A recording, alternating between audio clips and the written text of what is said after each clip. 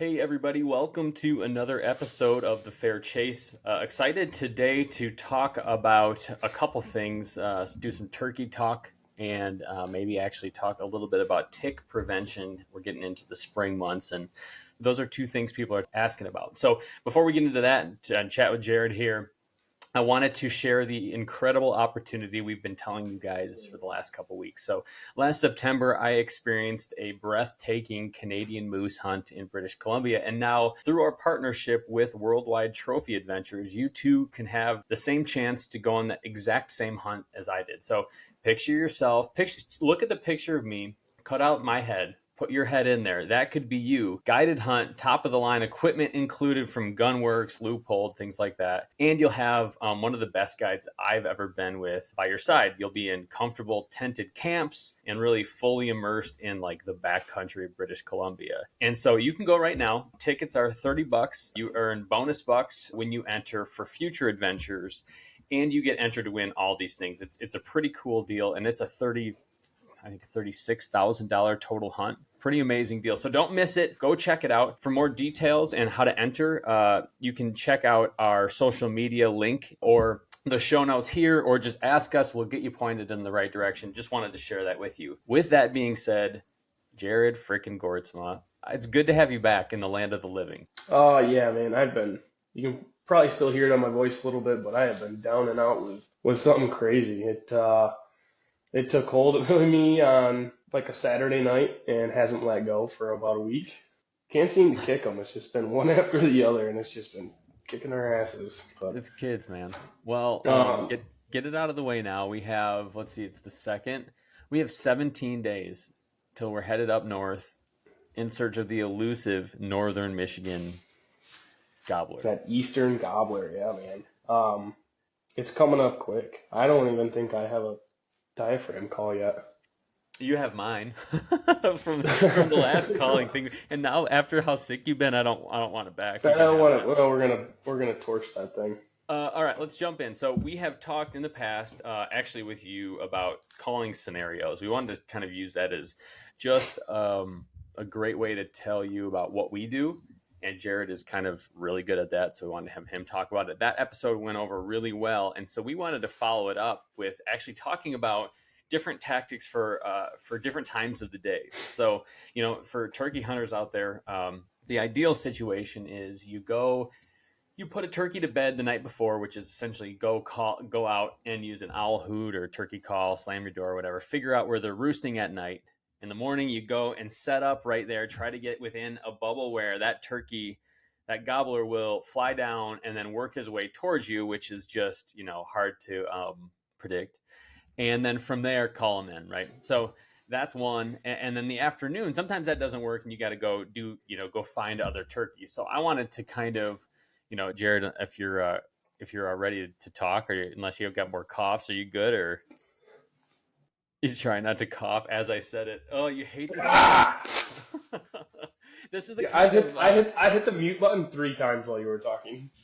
Well, I just want everybody, all the freeloaders out there, to know, like, while you just get to access all this content for free, Jared and I are putting our blood, sweat, tears, and phlegm into producing, world-class content. So just with that being said, let's like dive in if you're ready. I'm ready. Kick it. All right. So first scenario, and this is kind of what I laid out already, the ideal morning situation, say you've got a bird roosted, you figured out where he is. There's some really cool, just take a minute and kind of side note this. Check out Onyx. There's some really cool ways to identify where birds are using that range-finding tool, right? Yeah, that thing is so sick, because it's like, oh, I think that bird is 250 yards that way or whatever. You throw it on the map, and you can kind of create like you can kind of cycle this line around and see where they are. So helpful. Actually, I saw it in a post of theirs recently. So for people listening, go check it out. It was pretty helpful. But say you've done that, you figured out where they are. What are you doing the following morning? OnX is the title sponsor of our podcast here at the Fair Chase, and it's a must-have app for all of us who love to explore the outdoors. Whether you're hunting or hiking or fly fishing, OnX gives you detailed, accurate maps right at your fingertips. With property boundaries, topographical features, and trail data, you'll always know where you are and where you're headed. You'll also likely be able to figure out where that big buck is headed to. Plus, their offline maps mean you're covered even in the most remote locations. OnX is the ultimate tool for outdoor navigation, making every adventure safer and more enjoyable. Download OnX today and explore with confidence. During those morning scenarios, that's kind of like my all in. I'm bringing out all the guns, all the stops. So I'm going in heavy, so to speak. And that's kind of a pun on the words that, I like to bring out all the decoys that I like to use. I like to bring out, a chair if I have one. Anything and everything is going to be on for that morning sit because I know where that bird is. So when you say decoys, what's your decoy setup? So my typical decoy setup is not anything crazy, but it's enough to make it my heavy setup, and that is a half strut Jake and a breeder hen, both made by Avian X. Yep. Those ones that you can just blow up. They're super lifelike, which I really like. They're durable. You can throw them around the back of the truck. I love them. I have a problem with this half strut Jake though, where they put that the nozzle for blowing them up. Yeah, it looks like you're giving them some service. Yeah, put it somewhere else next time. Like if I had one complaint, that would be it. Yeah, I would agree, and it is a little hard to get at. Yeah. But that's besides the point. So turkey setup, I've got a half strut Jake, breeder hen, and because it's dark out, like I am able to get there early enough to set up my scenario and still get brushed in and ready for when that bird does fly down. So it's like I'm taking this whole morning strategy as I'm going all in on this hunt. I'm making sure everything's set up. I want to get there early enough. Like there's just less stress, less of a run and gun type scenario, which we'll probably get to eventually. But I just want to make sure everything's there and ready, and then start playing that game. You got your right gear. You know where he is. How do you choose where to set up around that spot where you think he's roosted? How close do you get? Some guys will say get as close as possible. I like staying outside of 100 yards, just because if you have a dedicated spot where you go to all the time, like say you have like a downfall blind that you made or a certain tree that you like to set up at, it can take a little bit of time slowly working out there without spooking anything. So you just have to play that in mind when you're doing that. But honestly, out right at that 100-yard mark is generally where I like to be at. If you're getting in closer, you could spook that bird right off his roost, and then your morning's kind of shot. So if I know that bird if I'm walking towards the tree that I think he's roosted in, I'm going to assume that he's going to fly down my way. I'm going to have my birds, or at least my decoys, in a position so that if I'm facing that bird, I want to have it off to a 45 in maybe out 5 or 10 yards.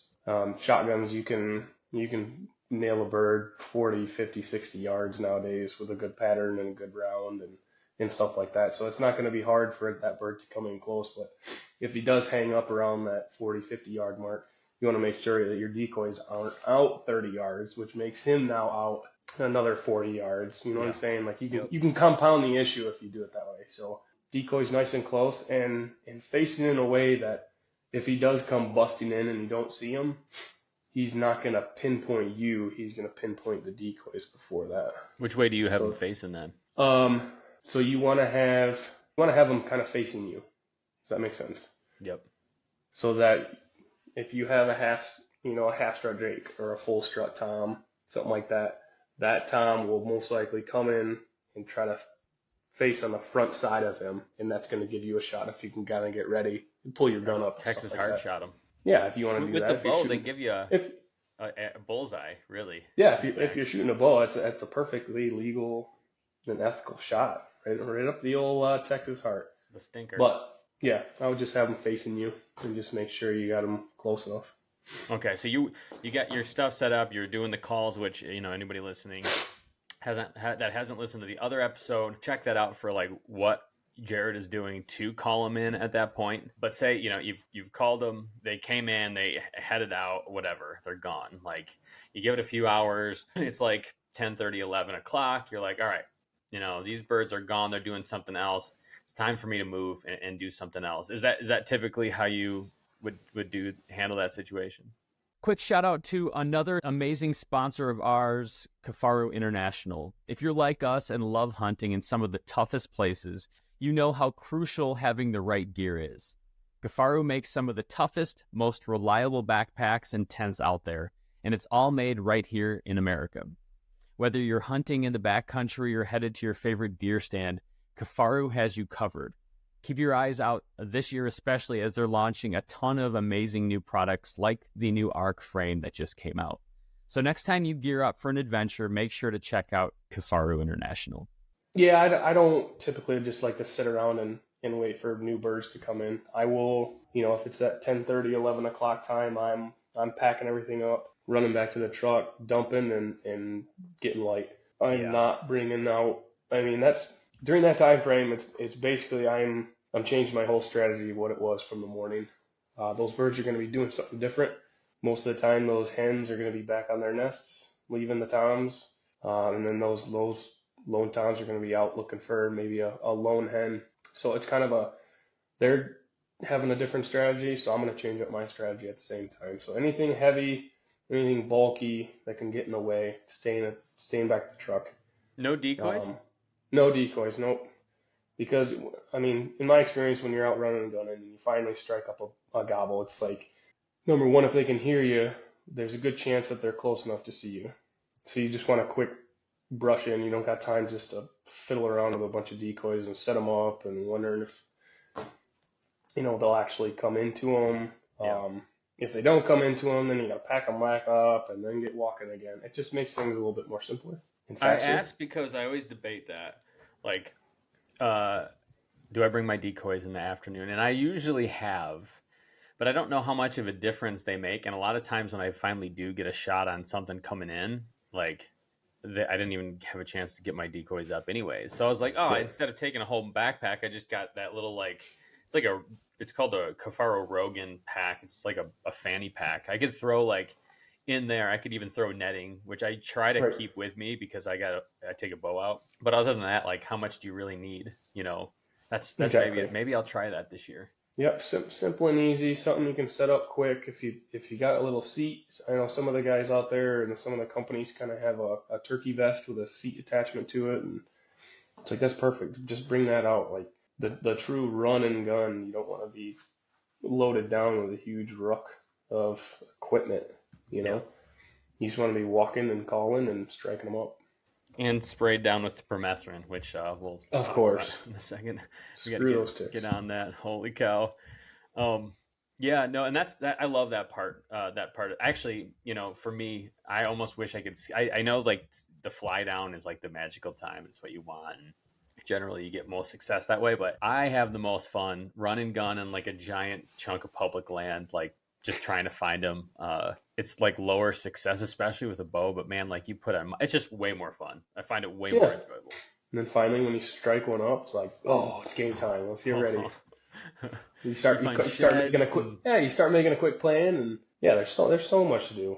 You can walk around and stumble onto some morels and stuff, or false morels like that one time. False morels. We thought we had the mother load, and it was just thought we were kings. Yeah, that's funny. So again, for people who are wondering what calls to do in that situation, go back to that other episode. But okay, so say you're ready to run and gun. How are you deciding where to even go? How do you even figure that out? Man, this is where a little bit of preparation comes into play. Obviously, if you know the area, you kind of know where birds are going to be, and you can go to those spots and just start walking around. But if you haven't been to those areas, that's where you need to do your research. You need to find what the habitats that turkeys would like. Case in point, we had been out on some public land a few years ago in a little stretch that we hadn't been to, and I remember putting down a turkey icon or a turkey pin in a spot, and I remember talking to you about it and be like, hey, let's just, park here. We'll just go from point to point to point, Yep. and we'll just keep walking and calling and see if we can't strike one up. And sure enough, we get to one of those spots, and within, 20, 30 yards of that pin, we had a gobble. That was amazing. Yeah. And it's just, I don't know if it was luck of the draw or just kind of hitting it right where we had to, but you just need to have a lot of intel going into it and just, Yeah, no, I follow. And you just need to for get us, out and it's start like, going. yeah, it's like we'll scout, and we've done this before. It's like turkeys like edge. They like, you find something where they nest and where they go and fan out in the day. They like to, roost in certain big trees, usually around water. Things like that. Things that if you do a quick Google search of like where do turkeys hang out, like what features do they love, you'll find, a ton of information. Yep. And so it's like we rely heavily in the off season, like right now, even though we've got spots, it's always fun to find new spots because you're just, Mm-hmm. I don't know, the more it's just more fun. And it's just, it's just also cool to see like what new turkeys can you get into or whatever else. So, like I said, brushy areas, edges, we like around clear cuts sometimes, ag fields, benches, Elevation. big pines. We've done like pastures or like cow pastures. I've had it done well there. You know what, Jim? I would say if you put a gun to my head and asked me what topographical or terrain feature am I solely looking for turkeys, it's elevation with water. Yeah. If you turn on the topo map and you can find either a lake or a pond or a stream and then a ridge next to it, I mean, you're going to be damn near close of getting on some turkeys just doing that. See, I like for the afternoon logging roads. We're like old trails, logging roads, I just like to walk it, and usually you come up to openings or whatever. And I've done that well there too. And it's just, done well there for sure for a while. And like you said, you're out trying new spots and seeing new things. Like last year, I was out working a bird, and I heard hunters come in. I could tell they were calling him too. And so I'm calling to the bird, he's calling back. They start calling, and we're like battling over this tom. And so I decided to, they're calling a bunch. And at first I'm calling a decent amount just because I just struck him up. And finally I'm like, man, this is just a way to keep him there. We're just going to overcall and scare the bird. So I stop calling, and I'll just call like a little bit every once in a while, right? So of course, all of a sudden you can hear he turns and is just coming in on a string at me. All of a sudden I hear like he's gobbling. I hear them calling, and then it's just kind of like a weird noise, and then it's quiet. Nothing happens. Like, that's weird. Wait for a little while. I'm like, shoot, we must have spooked him out. Who knows? It was kind of a weird situation with two people calling. I didn't expect a lot. So I head out of this spot. And sure enough, I run into these guys down the road a ways. I actually left. I got into birds that came in so fast, to your point about how fast they came in. They came in running 4 toms. Down a logging road. I didn't have time to even sit down or get my bow ready, right? Yep. That happens. I see these guys come up. I'm like, hey, how's it going? How you doing? We end up, it turns out we were both calling that same bird earlier on. And they're like, I'm like, yeah, it was so weird, I don't know what happened. They were quiet, and like the tom went quiet the whole time. Their eyes are huge, and they're like, yeah, I mean, we're calling and we got a decoy set up, and all of a sudden out of the brush to our right, a bear just comes charging out and right at the decoys. So they called in this bear right where we hunt, right by our spot, right across really? Where the gas line is, and it goes down over the creek, right over that creek and up the hill, right there. They called in this bear, and they're like, so we jumped up and we're yelling because it came at 20 yards. We were freaked out. So you like the only reason I say that is, first, it was cool. But second, like trying new spots, you just get into all sorts of new adventures, and you see cool things that you didn't know. Or I didn't know that there were bears out in that area. At least lately, we haven't seen them there. So just stuff like that is cool. And it's one of the reasons why like running and gunning is so much fun. So much fun. Mm-hmm.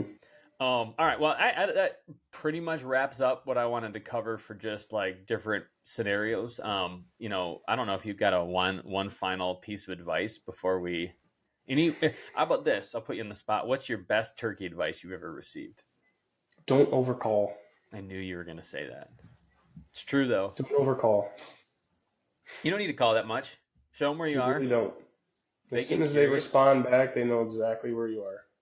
Again, last year I'm calling and I hear some like a turkey. I'm like, this idiot hunter is just calling. It sounds bad. It was like a bad call and it was just repetitive over. And I'm like, dang it, they're just blowing the whole woods up. So I'm kind of messing around, looking around, just kind of frustrated, trying to figure out what I'm going to do next. And lo and behold, it actually was a hen. Just some ridiculous hen going nuts and just a terrible call. It sounded fake and just too much. But that all that to say is like, I don't know. You don't even. I guess you don't have to be a good caller because clearly that one sucked. And apparently sometimes they do call a lot. So who knows? Yeah. But no, for the most part, you're right. I mean, don't overcall. I've messed way more hunts up overcalling than probably I have undercalling.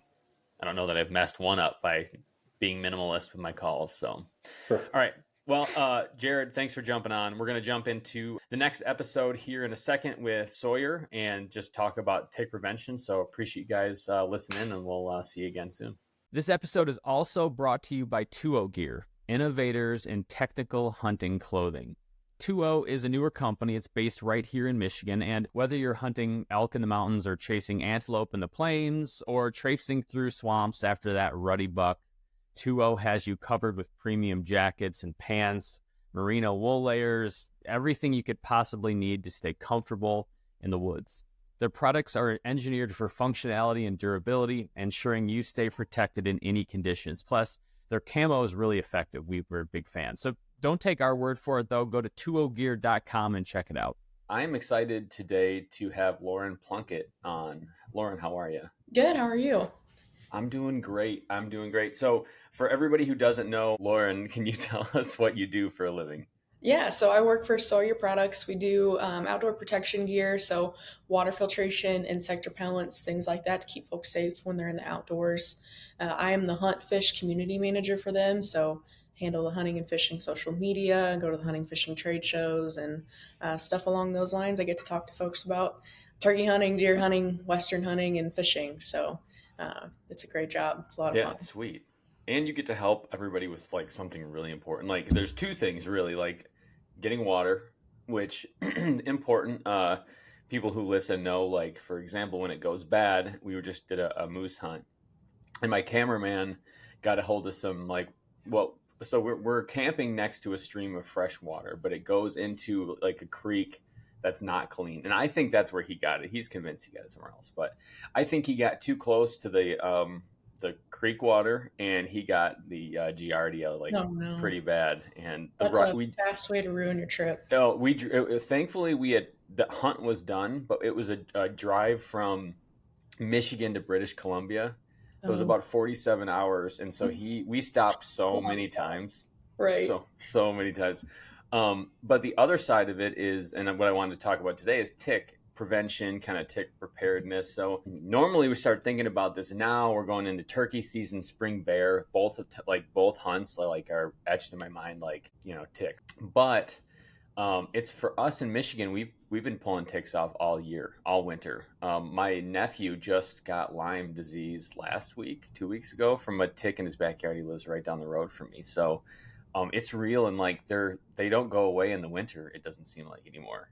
Right. I think a lot of places experienced a very mild winter this year, so um, it's probably going to be a rough spring. But there are a lot of tick-borne illnesses, and it does seem like they're becoming more and more prevalent as time goes on. So Lyme's a very popular one. I hear a lot of cases of people's dog getting Lyme disease. Yeah, my dog has it. Oh, really? Yeah, But yeah, it's a nasty disease. It's not something you want to mess with. And I tell people all the time, the worst possible curse you could get as a hunter is to get the alpha gal disease. So yeah. with that, you can't eat red meat. You can't have anything that comes from a mammal. So milk, gelatin, anything like that is all. Gelatin too. Yes, anything that's going to come processed from a mammal. So Does that's a alpha rough. gal go If I could away? eat steak or venison, that would be rough. So Yeah. those are just nasty things that you don't want to mess with. But fortunately, we make a couple products that work great against ticks. So, kind of our flagship, most important, well known product for us is our Permethrin. So that's going to be a clothing and gear treatment. You can spray it on your socks, your shoes, your hunting blind, any kind of fabric. It's going to bond to those fabric fibers. Once it bonds, it lasts for 6 weeks or 6 washes, whichever one comes first.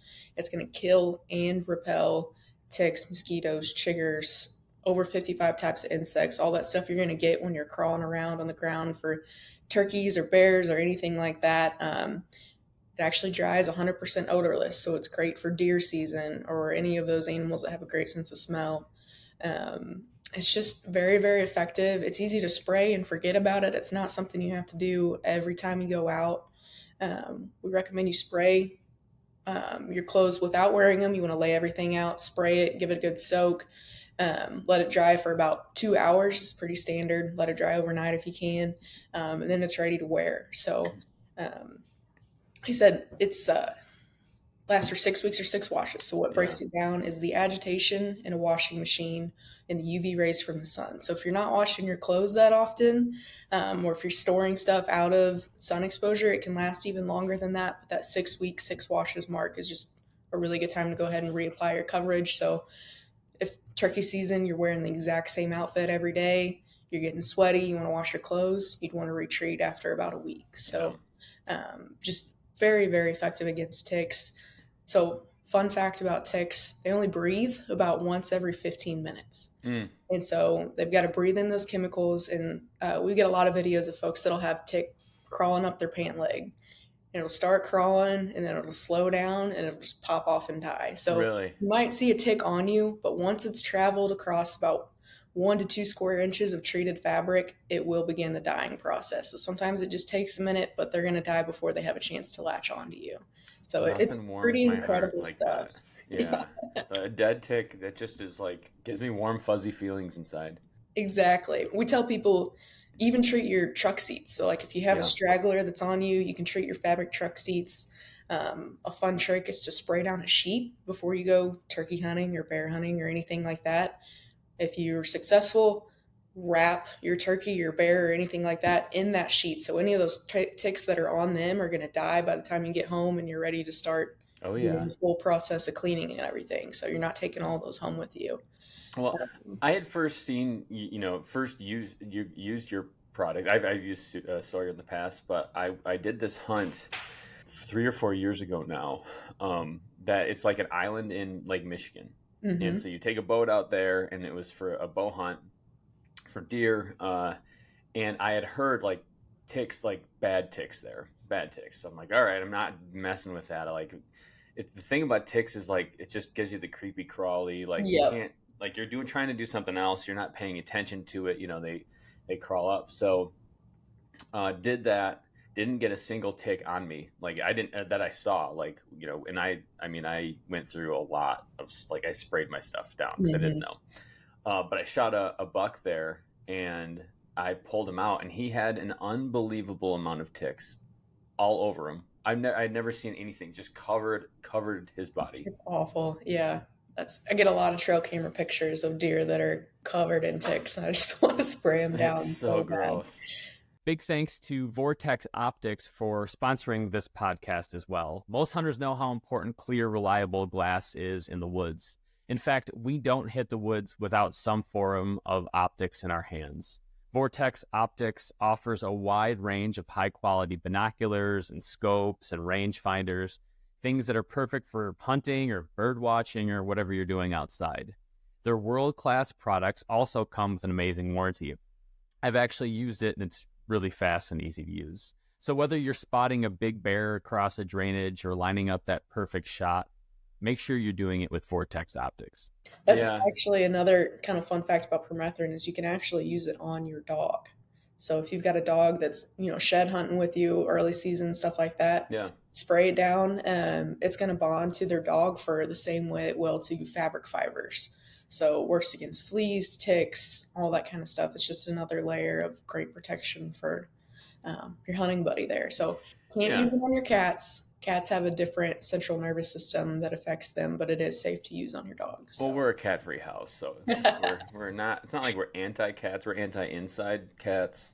But my dog will get him, and I give him the pill or whatever, Right. whatever it's called, Sympatica, anyways. But my only concern is like that's after they attach, they bite him and die. But it's like he could Right. bring him in the house, Yes. And they're And still so going to bite the dog before they die. yeah, So ideally with this, you're going to catch them before they have a chance to attach. interesting. And so like I had mentioned earlier, my dog. I think when I got him from this farm, and I'm convinced he got Lyme disease before I got him. My wife thinks after. But our concern for a while was like, what if like his blood gets on our blood, or like can I get Lyme disease from my dog because he had it? And so I was like, I don't know, that's so weird. He had bled once, and my wife was like, be careful or whatever. So I talked to the vet, and just for everybody to know, you can't get it from your dog. So like, I put that worry to rest. But like, definitely was like that kind of weirds me out. Then my dog's got a little twist of Lyme. Not my favorite. The Corona dog. Exactly. What is permethrin? So it is derived from the chrysanthemum flower. It's a synthetic version of a naturally found compound.